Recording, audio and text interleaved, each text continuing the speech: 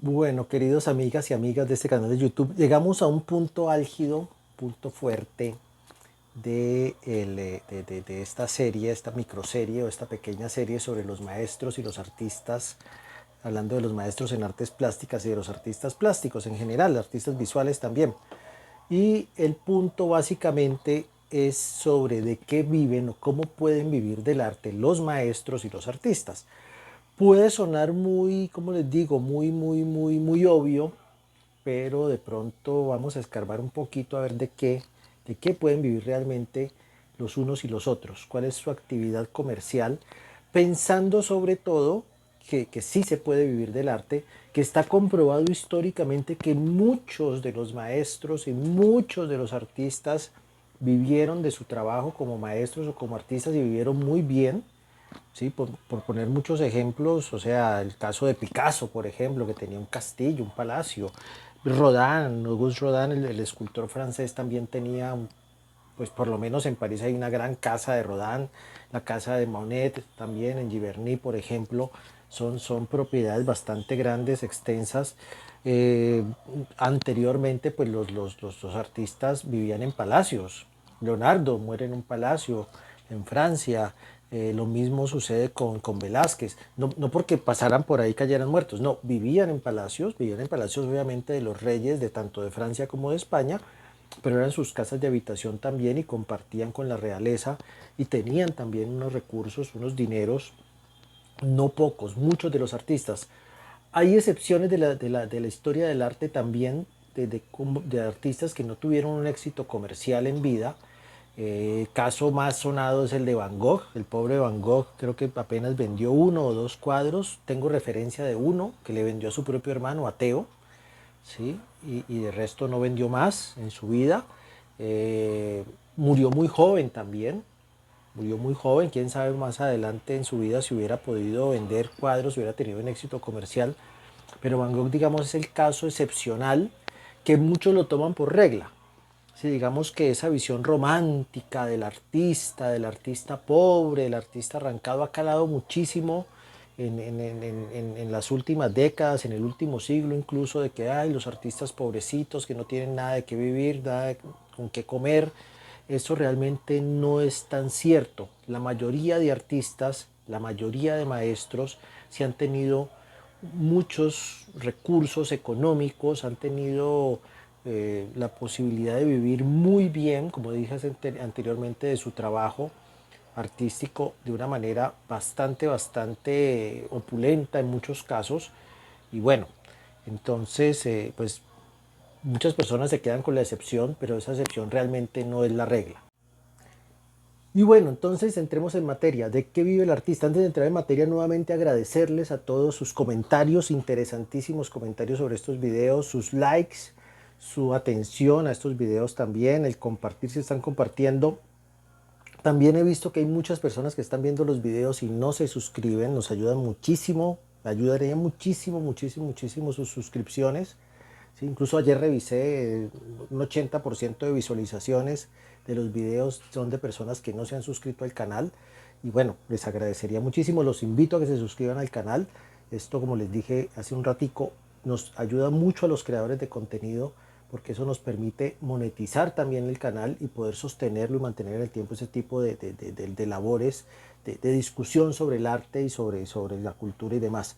Bueno, pasando ya entonces, ahora sí en materia, ¿de qué vive un maestro? Un maestro tiene múltiples opciones para vivir del arte, múltiples, variadas opciones. Vuelvo un poco a la definición de maestro, maestro o maestra también. Son aquellos o aquellas que manejan el oficio de las artes, las técnicas de las artes, son capaces de hacer cosas maravillosas, muy bien hechas, muy bien logradas en las diferentes técnicas de las artes plásticas y visuales, en la pintura, en la escultura, en el grabado, en la fotografía, en el video, en la instalación, si quieren también, en muchas áreas. Un maestro básicamente puede vivir de vender sus servicios, ¿sí? De vender sus servicios o de vender sus obras.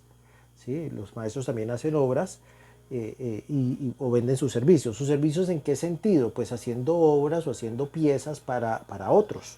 ¿sí? Por ejemplo, está el caso de muchas piezas que se hacen para producciones cinematográficas, para producciones televisivas, para producciones teatrales. Muchas veces se requieren esculturas o objetos o mobiliario o pintura que se puede hacer o que se hace para este tipo de producciones. Para artefactos también, decorativos, ¿no?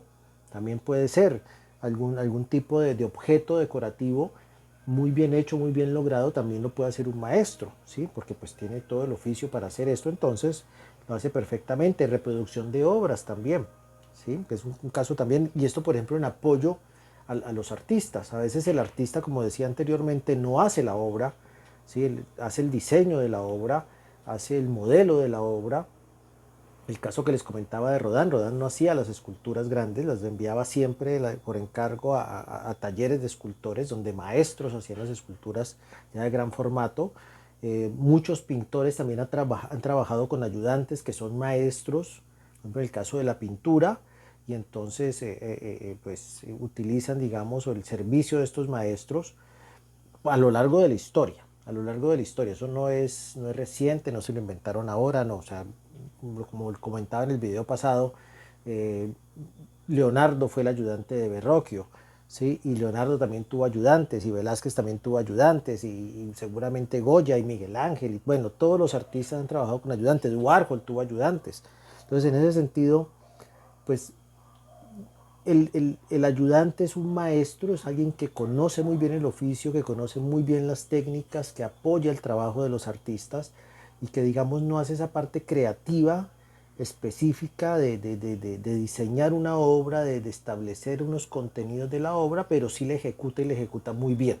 Esa es, digamos, la gran diferencia. Entonces, vender los servicios es una, como dije también, vender obras, vender objetos que lo mencionaba hace un ratico, por ejemplo, para las escenografías, las puestas en escena, ¿sí? Para las decoraciones de las casas también se pueden hacer muchas obras que se venden directamente, ¿sí? Al,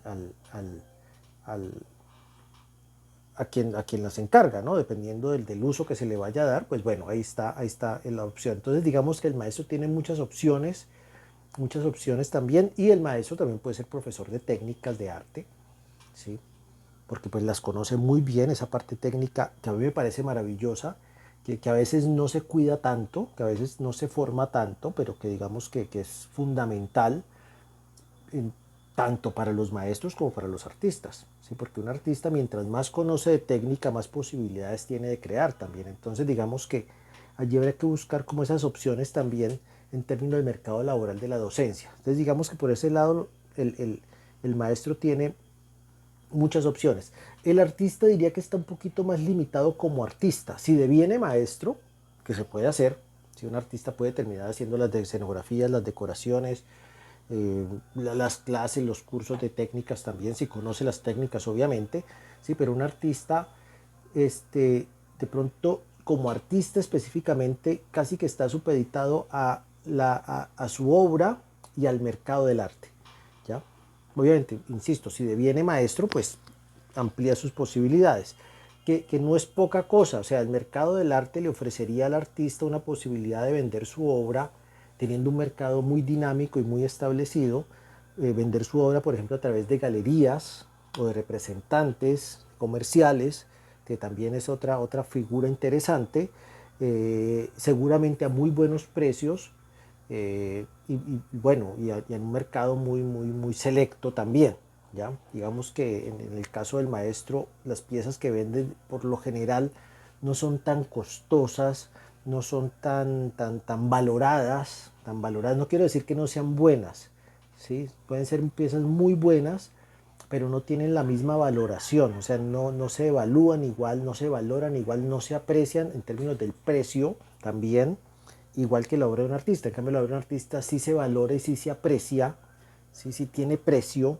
Me gusta la palabra apreciar porque le pone precio a las cosas también, ¿sí? Y el artista, digamos que esa valoración, ese precio se redunda en el valor de sus obras, en el precio de sus obras. Entonces, digamos que muchas veces los artistas no tienen que vender tanto, ¿sí? Porque los precios de sus obras son por lo general mucho más altos que las obras de un maestro, ¿ya? porque están en un circuito de mercado que más o menos es paralelo pero diferente. ¿Sí? El maestro por lo general vende sus obras posiblemente en galerías de menor rango, en almacenes de decoración o a un mercado más como dije hace rato, de producciones teatrales, de producciones cinematográficas, de producciones televisivas, o un mercado pues más de lo cotidiano, ¿no? Más de la persona que quiere tener algo bonito en su casa, ¿sí? Y bueno, eso pues tiene un valor. El artista, en cambio, entraría en el mercado, en el circuito de galerías de arte mucho más posicionadas, tanto en un rango medio como en un rango superior, y obviamente los precios de en estos rangos pues son muchísimo más altos que una pieza que se vende pues en estos otros nichos de mercado, ¿sí?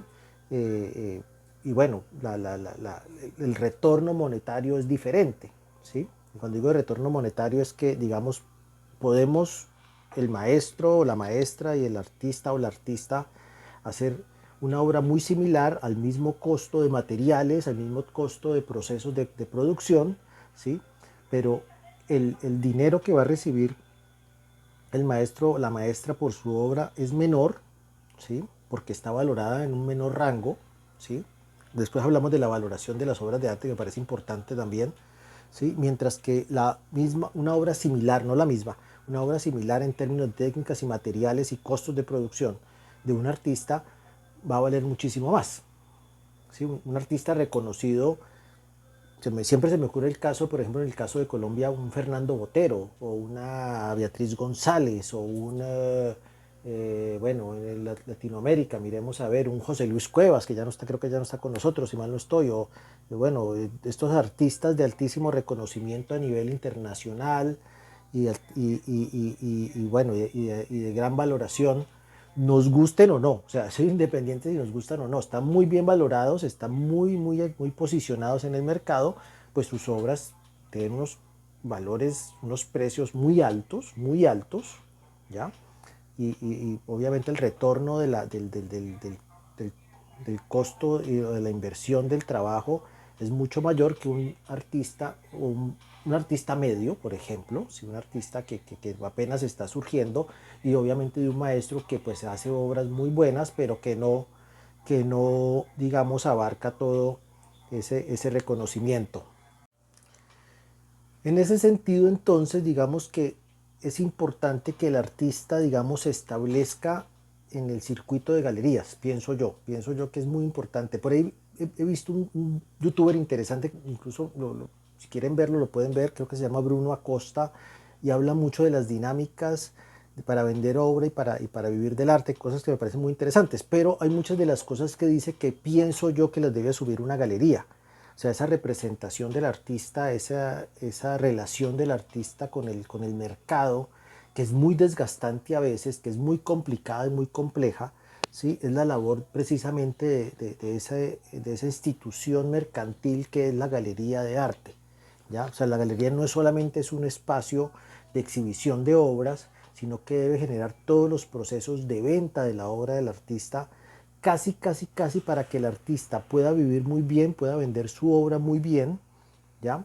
Y despreocuparse de esa figura de la venta, que como digo anteriormente es muy desgastante y que también hay que reconocerla, porque es que no se reconoce también el fenómeno o el aporte que hacen las galerías de arte, ¿sí?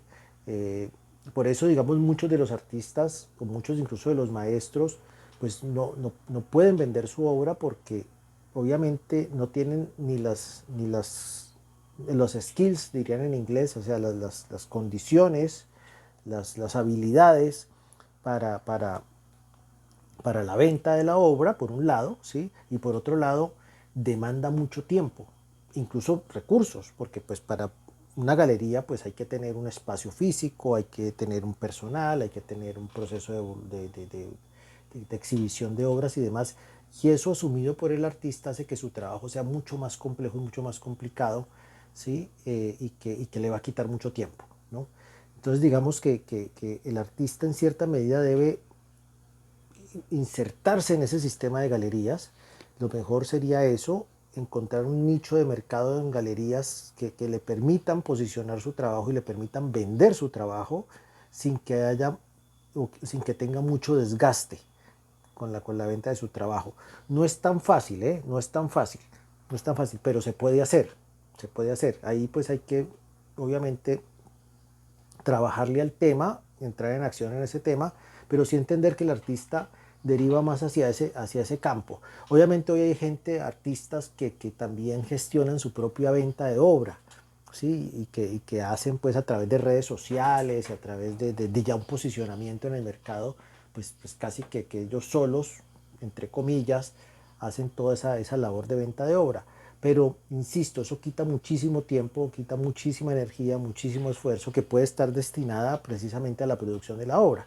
Entonces, pues casi que hay que hacer como unas por otras, ¿no? ¿Sí? También, digamos, al iniciar un artista su carrera y para poderse insertar en el mercado, en el medio del arte, pues debe de pronto asumir ese rol de vender su obra y de venderse con su obra también, porque pues hay que llegar a la institución galería o galerías en general, y convencerlos de que tú como artista y tu obra como producto pues van a ser muy buenas, ¿no? Entonces eso también hay que aprender a venderlo en términos generales. Bruno Acosta, si mal no recuerdo, se llama el joven, muy interesante, youtuber, diría que lo recomiendo, pero pues con esa salvedad, ¿no? Que da unos tips interesantes, pero creo que eso lo debe asumir la galería. Lo otro también, y para los artistas y en términos del posicionamiento hay que tener mucho cuidado porque realmente, y esto lo quiero decir muy claramente, un artista es una marca registrada. O sea, un artista para mí es una empresa, ¿ya? Cada artista es una empresa, entonces, y cada artista genera una marca, ¿ya?